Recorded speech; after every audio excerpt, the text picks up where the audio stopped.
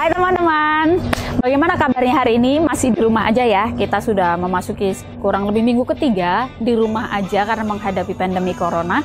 Saya mau share satu hal hari ini, bagaimana kita sebagai orang-orang autoimun seharusnya menyikapi pandemi corona ini.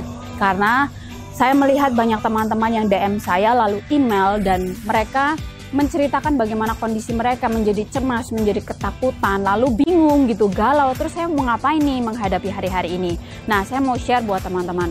Hari-hari ini yang perlu kita jaga justru adalah kesehatan mental kita. Pikiran kita itu benar-benar harus dijaga. Karena apa? Pikiran kita itu akan menentukan kondisi fisik kita. Jadi kalau misalnya teman-teman disadari atau tidak, hari-hari ini banyak yang mengalami saat orang-orang share sesuatu tentang corona gitu ya, gejala atau tetangganya meninggal, tadinya gejalanya begini-begini, lalu kondisinya cepat memburuk dan segala macam, lalu tiba-tiba kita akan merasa, kok kayaknya saya agak-agak demam ya, gitu. Kok saya kayaknya nggak enak badan gitu, kok kayaknya tenggorokan saya nggak enak. Nah, hal-hal tersebut bisa disebut sebagai gejala psikosomatis.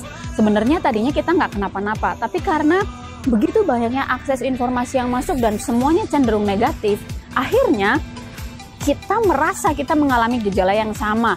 Nah, itu terjadi karena apa? Karena pikiran kita sendiri. Oleh sebab itu, yuk hati-hati, yuk jaga banget, pilih banget apa yang masuk ke dalam pikiran kita. Nah, pikiran ini sebenarnya dari dua, ya, dari mata dan dari telinga kita. Dari apa yang kita lihat, apa yang kita baca, kemudian dari apa yang kita dengar.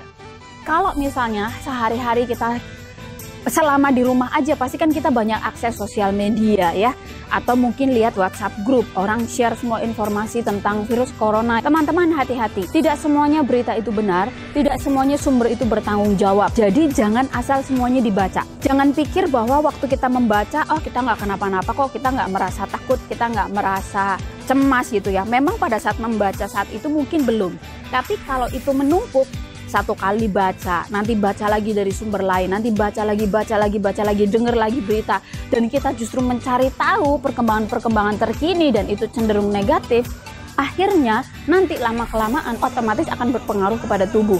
Jadi waktu kita mengalami hari-hari ini kecemasan, ketakutan, kebingungan, saya sarankan buat teman-teman semuanya ya, termasuk saya pun melakukannya, pilahlah baik-baik, sortirlah baik-baik. Saya pribadi, kalau saya perlu keluar dari satu grup yang sharingnya tentang corona terus menerus ya, dan itu cenderung yang negatif, berita berapa yang meninggal tanpa ada info berapa yang sembuh gitu, tanpa ada komparasi yang imbang antara berapa banyak kasus, berapa yang meninggal, banyak yang sembuh, saya pasti akan leave dari grup-grup itu.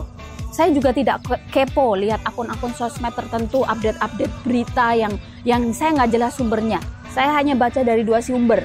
Satu dari situs resmi WHO, yang kedua dari situs resmi pemerintah Indonesia, yaitu covid19.go.id. Udah dua itu aja cukup. Saya nggak perlu cari, saya nggak perlu kepo dari sumber-sumber yang lain, karena apa? Itu akan mempengaruhi pikiran saya.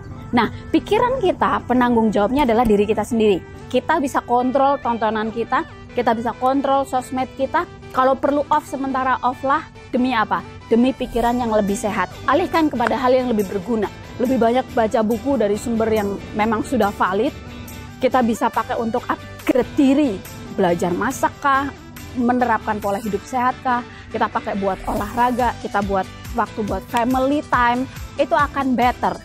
Kita pakai buat rest, itu juga lebih baik daripada kita kebanyakan kepo-kepo sosial media yang ternyata beritanya pada akhirnya membuat kita jadi cemas. So, hati-hati dengan pikiran kita, hati-hati dengan apa yang kita lihat, hati-hati dengan apa yang kita dengar hari-hari ini. Pilih baik-baik, tidak semuanya benar, tidak semuanya berguna, tidak semua sumber itu bertanggung jawab. Kita harus pilih baik-baik. Semoga setelah ini kita bisa melewati hari-hari dengan normal, semua pandemi bisa berlalu, kita bisa aktivitas seperti biasa, dan jangan lupa tetap berdoa, terapkan gaya hidup sehat. Sampai jumpa.